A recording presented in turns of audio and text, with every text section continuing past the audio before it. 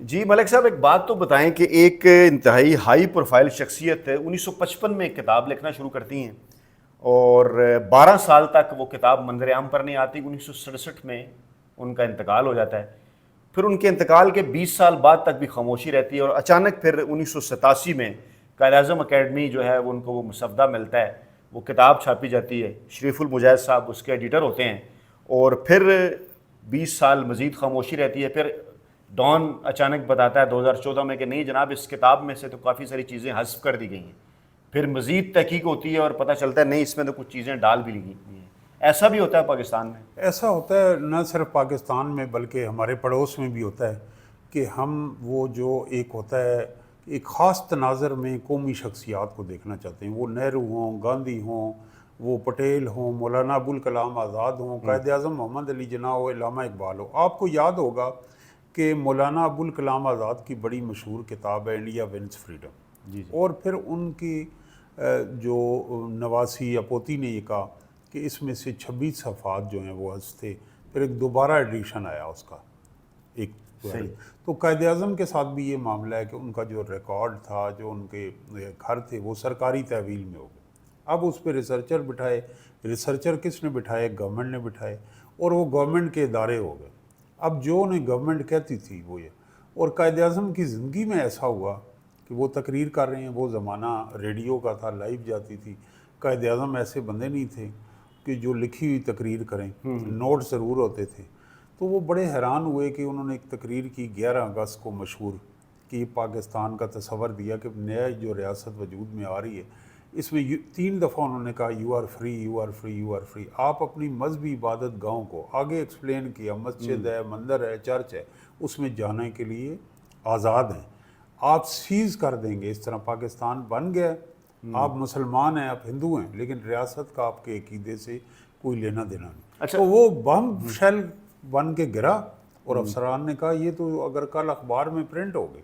اچھا تو میں بھی قائد ویسے اعظم نے انکوائری آرڈر کی اس تقریر. اچھا اب جو آپ کا سوال ہے میں اس بھی ویسے کتاب جس جو کتاب کا ذکر کر رہا ہوں نا، اس کے متعلق بھی یہ کہا گیا کہ اس لیے چیزیں نکال دی گئی ہیں وہ نظریہ پاکستان کے اچھا، اگینسٹ. یہ آپ کی مراد اگر محترمہ فاطمہ جناب مادر ملت کی کتاب میرا بھائی سے ہے مائی تو بردر، جی ہاں جی، بالکل. تو یہ انگلش سے اردو میں ٹرانسلیٹ ہوئی ہے، لیکن یہ انتہائی مختصر کتاب ہے. تو یہ آپ دیکھ کے اس کو لگتا ہے کہ 2 ادوار ہیں. ایک تو یہ کہ پرسنل اکاؤنٹ ہے، فیملی بیک گراؤنڈ ہے، ان کے نامساعد حالات میں ان کی سٹرگل ہے، انگلینڈ پہنچنا ہے. دوسرا حصہ ہے ایز گورنر جنرل ان کا مختصر شارٹ ترین ایک دور رہا پاکستان کی تاریخ میں، اور پھر علالت نیان گرا. ایسے وقت میں ان کی فیملی لائف پہلے ہی ڈسٹرب تھی، اور فیملی لائف میں وہ جو سٹرینز تھے اس کی وجہ سے، اور جو ان کی اہلیہ کا انتقال بھی ہو چکا تھا، ان کی بہن نے ان کا خیال رکھا اور پھر ان کو زیارت لے گئیں. تو وہ یہ 2 اکاؤنٹ ہمیں اس کتاب میں نظر آتے ہیں. اس کے بعد انٹرسٹنگ بات جو آپ نے کی ہے، جن لوگوں نے قائد اعظم پہ ریسرچ کی زیادہ تر، اور جو قائد اعظم کے وارث آگے وکلا تھے، انہوں نے قائد اعظم کے پاکستان میں آئین میں پی سی او میں ججوں کو جکڑنا ہو، آئین میں غیر جمہوری تعریف ہو، تبدیلیاں ہوں، آئین کو معطل کرنا ہو، توڑا ہو، اس میں اہم کردار ادا کیا. شریف الدین پیرزادہ، اے کے بروئی، اور جس شخصیت کا آپ ذکر کر رہے ہیں شریف المجاہد صاحب، یہ سارے وہ لوگ ہیں کہ جنہوں نے آمریتوں کو یہاں دوام بخشا، ان کے لیے ایک بیانیے بنائے. اچھا ملک تو صاحب، یہ بڑا المیہ ہے. لیکن ایک سوال پیدا ہوتا ہے نا کہ قائد اعظم کے اوپر 1954 میں جو ہے وہ بوتھوف کی کتاب جب آئی سامنے، تو اس کے بعد یہ اس وقت یہ ایک تاثر بنا کہ فاطمہ جناح نے اس لیے لکھنا شروع کیا کہ شاید قائد اعظم کو صحیح طریقے سے انہوں نے اکاؤنٹ نہیں کیا. لیکن اس کے بعد 12 سال تک خاموشی رہتی ہے. وہ الیکشن میں بھی آتی ہیں، ایوب کے خلاف الیکشن بھی لڑتی ہیں. 67 میں پراسرار حالات میں ان کا انتقال بھی ہوتا ہے. کچھ لوگ یہ بھی اس پہ بھی بڑی ڈبیٹ ہوتی ہے کہ گردن پہ نشانات، باقی ساری چیزیں، کہ وہ ان کی موت طبی نہیں تھی.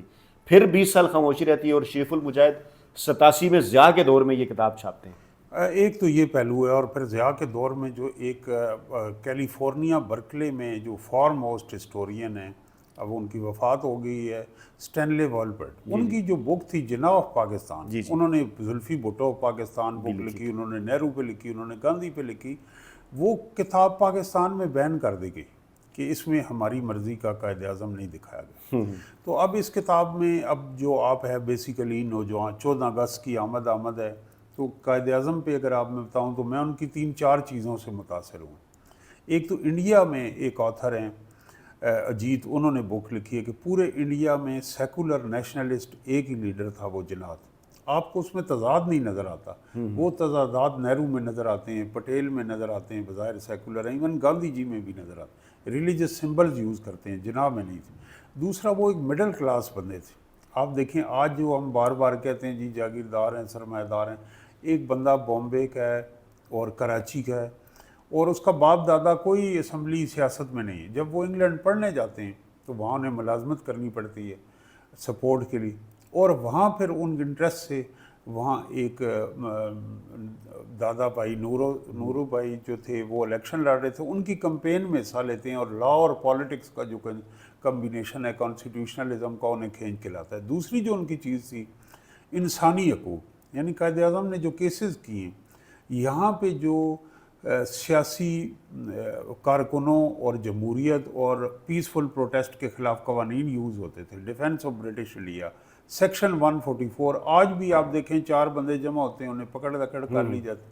میڈیا کی آزادی کے خلاف اور پبلک سیفٹی کے قوانین، اور وداؤٹ اینی چارج آپ کو اریسٹ کنوکشن، ان کو قائد اعظم محمد علی جناح نے کانٹیسٹ کیا ان قوانین.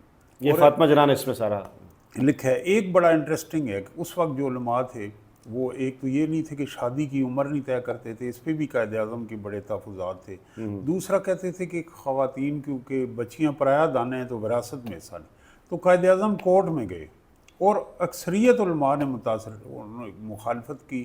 قائد اعظم کا یہ سٹینڈ تھا کہ جو یہ ہے لیگلی اس کے اوپر کیسے امپلیمنٹیشن ہو سکتی ہے اور کیسے ہم اس کلچر کو تبدیل کر سکتے ہیں. اب اس کتاب میں جو مجھے 2-3 چیزیں بڑی اچھی لگی ہے جس سے میرا ایک ویو دوبارہ ان کے اوپر فیق ہوا. ایک تو جو آئین کی ڈسکشن تھی کہ فاطمہ جناح کہتی ہیں کہ وہ کوئٹہ گئے اور انہوں نے گفتگو کی کہ اس ملک پہ آئین کیسا ہوگا، اور فاطمہ جناح کے ساتھ بھی مادر ملت کے ساتھ بھی ڈسکشن کی. تو انہوں نے کہا کہ یہ لبرل، ڈیموکریٹک اور اس کے اندر صوبائی خود مختاری 3 چیزیں ہوں گی جو آج قائد اعظم کے پاکستان میں ہمیں نظر نہیں آتی. وہ ڈیلے ہوا، چلیں ہم کہتے ہیں کہ انہیں زیادہ ٹائم نہیں ملا، لیکن لیاقت علی خان کا بھی کوئی آئین سازی میں انٹرسٹ نہیں تھا، اور ابھی تک ہمیں نظر آتا ہے کہ اس کے اوپر کنسنسس نہیں ہو سکتا. بلکہ یہ بھی کہتے ہیں کتاب میں جو ہے وہ لیاقت علی خان اور قائد اعظم کے اختلافات کا جو ذکر کے اوپر ایک چیپٹر تھا تذکرہ ہے کہ وہ ملنے آئے اور انہوں نے کہا کہ ابھی میں نکات محسوس کر رہا ہوں، اور آخر میں جو چیز ہے کہ انہیں جب لے جایا گیا وہاں پہ ایمبولینس میں کراچی میں، تو اس کا خراب ہونا، اور خراب اس سینس میں ہونا کہ وہ کراچی سے پہلے ایمبولینس چلتے چلتے بند ہو گئی اور پوچھا کہ اس میں پیٹرول فیول ختم ہو گئی. جی حیران کو انہوں نے کہا کہ جو بابائے قوم ہیں وہ سڑک کے کنارے کھڑے تھے، وہاں سے ٹریفک، بسیں، ٹرک، کاریں گزر رہی تھیں، اور 1 گھنٹے کے بعد رابطہ کرنے پہ ایمبولینس آئی.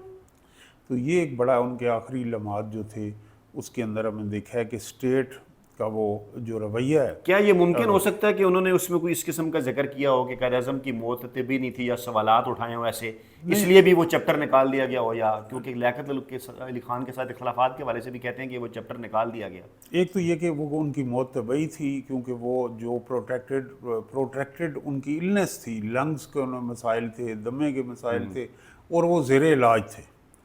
تو ایسی بات تو نہیں ہے کہ وہ، اور انہوں نے تحریک پاکستان کے دوران ایک دفعہ فاطمہ جناح لکھتی ہیں کہ انہوں نے بڑے اہم اجلاس میں جا رہے تھے تو ٹرین سے اٹھیں تو وہ ٹوائلٹ جاتے تک رستے میں گر گئے ہیں، اور ان کے اندر بہت زیادہ نکات تھی اور کہہ رہے تھے کہ بڑا امپورٹنٹ. تو انہوں نے اپنی بیماری کو چھپائے بھی رکھا، رپورٹس کو، بیماری کو، اور وہ ایک مسلسل محنت کرنے والے اور اپنی آرام جسمانی کی خیال نہ رکھنے والے ایک شخص تھے، اور ان کو جو ازدواجی زندگی ہے اس میں بھی آسودگی نہیں تھی. تو یہ جو کتابیں ہیں دیکھیں بڑی ضروری ہے کہ جو انڈیا میں ڈائنیسٹیز ہیں، وہ گاندھی ہے، نہرو ڈائنیسٹی، ان کی آگے فیملی نے لکھی. وہ فاطمہ جناح نے یہ جو مختصر کتاب لکھی ہے اس کے اندر ہم یہ کہہ سکتے ہیں کہ یہ ان کی فیملی کا اکاؤنٹ ہے، اور اس کے علاوہ ہمیں اکاؤنٹ نہیں ملتا. اور اس کے بعد جو آپ نے سوال کیا ہے تو یہاں ایک ادارہ ہے راجہ صاحب نیشنل آرکائیوز، جس میں اس دور کی اخبارات اور پرسنل فائلز بھی ہیں جناح کی اور مادر ملت کی. تو مجھے وہاں اتفاق ہوا پچھلے سال جا کے پڑھنے کا محترمہ فاطمہ جناح کی فائل. اس میں ایک چیز 2-3 چیزیں مجھے بڑی دلچسپ لگی. ایک تو جب فاطمہ جناح الیکشن لڑ رہی ہیں تو وہ رابطہ کرتی تھیں، کہتی تھی کہ جتنا عرصہ میرے بھائی گورنر جنرل تھے تو پنجاب اور سندھ کے بڑے بڑے جو جاگیردار پیر ہیں یہ منڈلاتے رہتے تھے.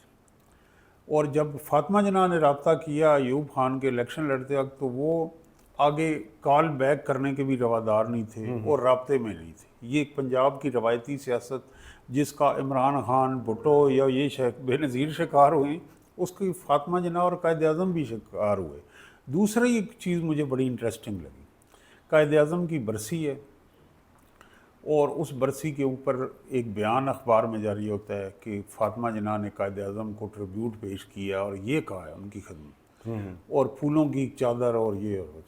تو وہ اخبار پڑھتے بہت حیران ہوتی ہیں اور پھر اخبار کو ایک لیٹر لکھتی ہیں کہ میں قائد اعظم کے مزار پہ نہیں گئی، نہ ہی میں نے یہ مزار دی ہے، ان کی گھر کے اندر فاتحہ خوانی ہوئی ہے. یعنی آج ہم فیک نیوز کرو، ان کے ہاتھ کا تحریر شدہ خط موجود ہے. انہوں نے کہا کہ ٹو مائی سرپرائز جب میں نے یہ اخبار پڑھی تو یعنی حکومتیں بعد میں اور ریاست قائد اعظم کا ایک بیان بنا کے ان کے ٹریبیوٹ کا ان کی فیملی کی طرف سے چلا دیا کرتے. یعنی یہ کیسی پراسرار چیز ہے. جی. اچھا ملک صاحب، اس میں ایک چیز بڑی اور بھی انٹرسٹنگ ہے کہ فاطمہ جناب کی لائف کے حوالے سے آغا حمدانی صاحب نے بڑی ریسرچ کی اور کتاب بھی انہوں نے ایک لکھی ان کی شخصیت بہت کے اچھے اوپر. Research scholar. جی. انہوں نے اس کے اندر یہ ذکر کیا ہے فاطمہ جناح کی وفات کے بعد ان کی گفتگو ہوئی ان لوگوں سے جنہوں نے غسل دیا، اور باقی کچھ لوگ جو ان کے قریبی تھے انہوں نے بھی کچھ جو ہے وہ کوشچن اٹھائے ہیں فاطمہ جناح کی جو ہے وہ ان کی موت کے حوالے سے کہ گردن کے اوپر نشانات اور باقی چیزیں اختلافات.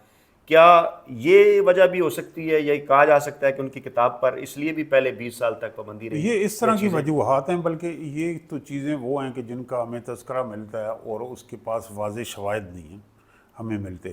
لیکن ایک واقعہ یہ ہے جو ڈاکومنٹڈ ہے کہ فاطمہ جناح مادر ملت کی تدفین کے موقع پہ ایک سین ضرور کریٹ ہوا تھا، اور جو ان کی جنازے میں آئے وہاں لاٹھی چارج بھی ہوا لا اینڈ آرڈر، اور تدفین کے یہاں ہوگی، لوگ یہاں چاہتے تھے اور گورنمنٹ نے یہاں بندوبست کیا. اس پہ کنٹروورسیز ہیں، اس پہ آپ گوگل کریں اسٹوری بھی مل جائیں گی. تو ایز سچ انہیں میں سمجھتا ہوں کہ قائد اعظم وہ شخص ہیں کہ جس ایک شخص نے کی جد و جہد نے اور لوگوں میں تحریک اور جذبہ پیدا کر کے پاکستان لیے. جس طرح اتاتورک کو ترکی میں اون کیا جاتا ہے اور جس طرح موزیتنگ کو چائنا میں، ابراہم لنکن کو امریکہ میں اور پڑوس میں گاندھی میں، ہم پاکستانیوں نے جناح کو، بابائے قوم کو اس طرح ہم نے اون نہیں کیا. یہ ہمارا المیہ اور ہمارے اداروں نے بھی اون نہیں کیا. اور مرضی کا ہم یہ نہیں دیکھتے کہ کیا قائد اعظم آج یہ پورے میڈیا پہ بھی صوبوں کی ڈبیٹ چل رہی ہے. قائد اعظم 1940 کی قرارداد میں صوبائی خود مختاری کی جو انہوں نے ڈیٹیلڈ آؤٹ لائن دی ہے وہ کیا ہے؟ کیا وہ جمہوریت کے، صوبائی خود مختاری کے اور ریاست کی سمت کے بارے میں جو کلیئرٹی ان کے یہاں نظر آتی ہے؟ ہم نے تو اقوال یہاں اگر آپ اسلام آباد ہائی وے پہ جائیں تو ضیاء الحق کے دور میں ایک بڑا عجیب قصہ ہو. ان کا جو ایک کول ہے یونٹی فیتھ ڈسپلن، اس کی ترتیب ہی الٹی کر دی اور وہ آج تک الٹی چلی آ رہی. فیتھ کو اوپر لے گئے، یونٹی نیچے آ گئی. اچھا اب فیتھ جو آپ دیکھیں کہ جہالت کی انتہا ہے، جنرل ضیاء بھی اس فکرے کو نہیں سمجھ.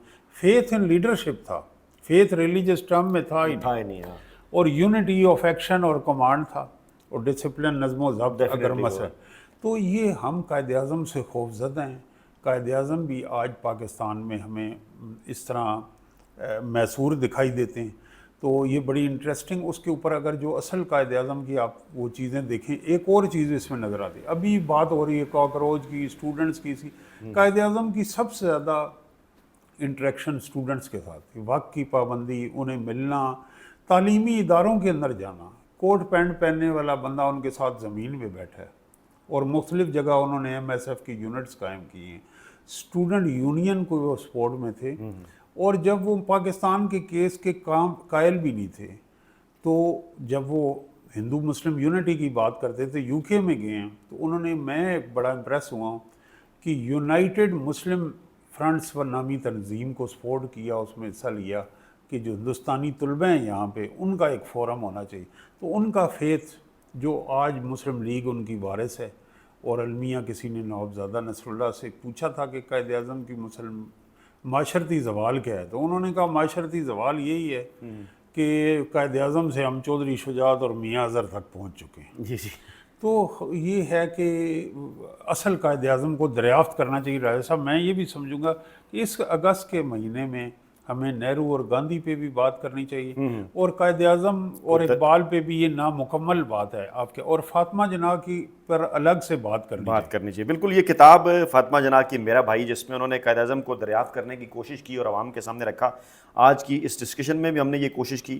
آپ کا فیڈ بیک چاہیے ہوگا، کتنے لوگوں نے یہ کتاب پڑھی اور آپ کا اس کتاب کے اوپر کیا فیڈ بیک ہے، کیا آپ یہ واقعی سمجھتے ہیں کہ اس کتاب میں سے کچھ حذف کیا گیا اور کچھ مزید شامل کیا گیا؟ آپ کی رائے کا انتظار رہے گا۔ اللہ حافظ۔